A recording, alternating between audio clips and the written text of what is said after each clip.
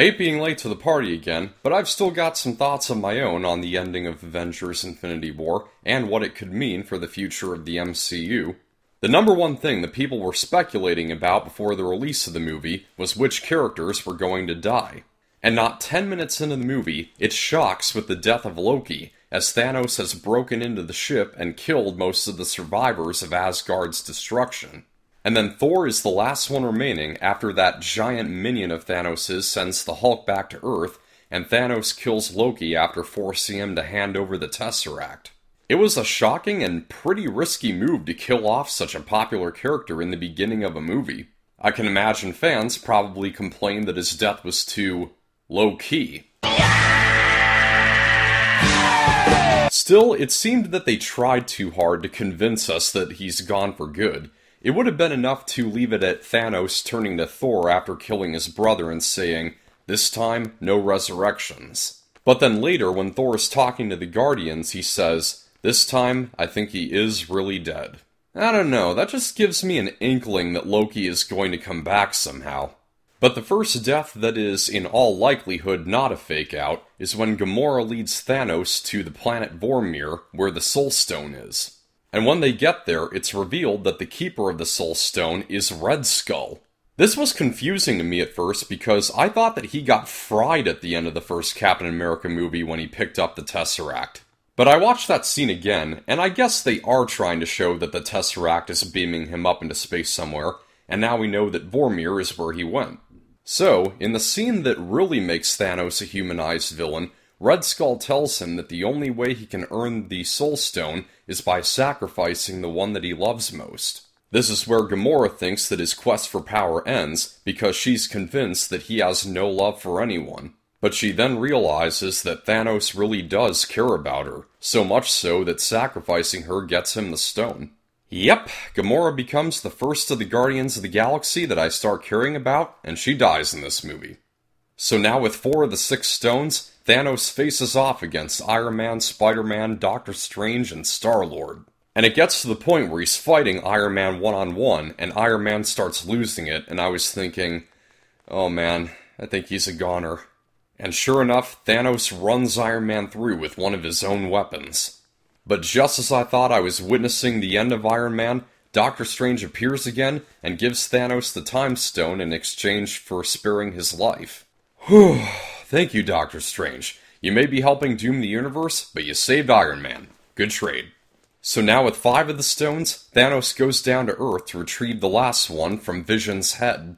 There's an enormous battle going on in Wakanda where the rest of the Avengers and Guardians are.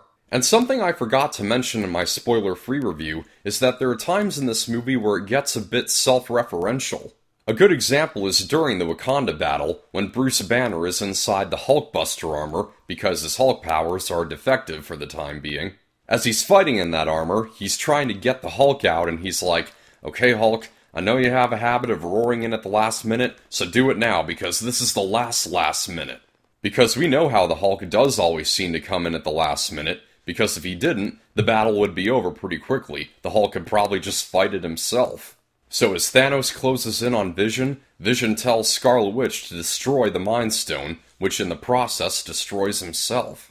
But having just obtained the Time Stone, Thanos reverses Vision's death and picks the stone out of his head, killing him again. Thanos now has all 6 stones, and at this point you're thinking, there's gonna be a Deus Ex Machina, right? And then Thor appears and just rams his hammer straight into Thanos' chest, and you're like, yes, there's still a hope. But then, you should have gone for the head. Oh.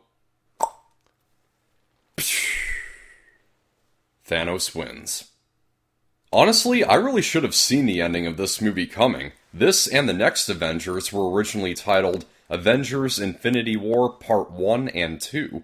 At first I thought they changed it because it was too reminiscent of the malign trope of dividing the last entry in a book series into 2 movies, but now I think it's because they wanted to make the ending of this movie less obvious. The film does a great job of making this ending feel tragic, as the images of half the Avengers turning to dust are punctuated by the distant sound of thunder. And during the end credits, there are no flashy animations like there usually are. It's just plain white text and generic font over a plain black screen. pitch perfect. So the heroes that we know are gone now are Vision and Gamora, and possibly Loki, I'm not convinced yet. And as for the ones who turn to dust, they'll be back, I'm sure. Spider-Man is among them, and he's got another movie scheduled for July 2019. So he's going to return, unless they introduce Miles Morales for that movie, but I doubt that. And also, Star-Lord, Drax, and Groot all disintegrate, leaving Rocket as the only Guardian still standing. Though I wouldn't mind if they were really gone, I never cared for the Guardians of the Galaxy movies. If that were the case, I don't think there'd be a Guardians Volume 3 scheduled. And Star-Lord is more than likely going to be there, because Chris Pratt has seen the script, and he's saying that Guardians of the Galaxy Volume 3 is going to be amazing. Yeah, Chris, I like you, man, but stop kidding us. It's going to suck. But we see more than only the Avengers disintegrate. I waited through the credits, as everyone knows to do with a Marvel movie by now, and in the final scene, Nick Fury and Maria Hill are in the city as cars and helicopters are crashing with nobody in them. It's as if the rapture happened. And just as they both start to dissolve, Nick, with his last second, manages to send a distress signal to somebody, and on the small device, we see an icon appear that is unfamiliar to me. I'm certain if I was a comic book reader, I probably would know what this icon meant, but because I haven't read the comics, it just makes it more exciting for me, because I have no idea at this point who could possibly still be able to take down Thanos. And of course, the last bit of hope I thought I could get was from that message that always appears at the end of these movies, proclaiming that the hero will return. If I remember correctly, it was Iron Man 3 that started that tradition. So I thought, here it comes, the Avengers will return. But instead, just to pour salt into the wound after what we saw, we get Thanos will return. When those words appeared, the girl sitting in front of me shouted, "No!" Yes, sorry, we already took a smidgen away from the tragedy with whoever it is responding to Nick Fury's message. We're not giving you anything more.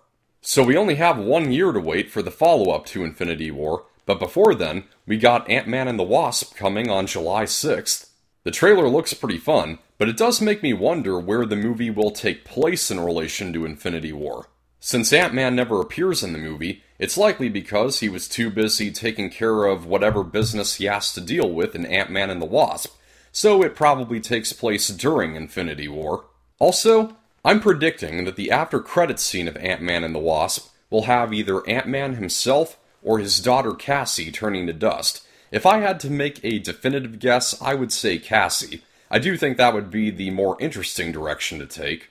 Gotta say, I had only moderate anticipation for Infinity War, but the surprising job that the Russo brothers did, and the near hopelessness of the movie's conclusion, really have me excited for the next part. And one of the things I look forward to most is seeing Steve Rogers and Tony Stark reunite, because by the end of Infinity War, they still haven't spoken to each other since the end of Civil War.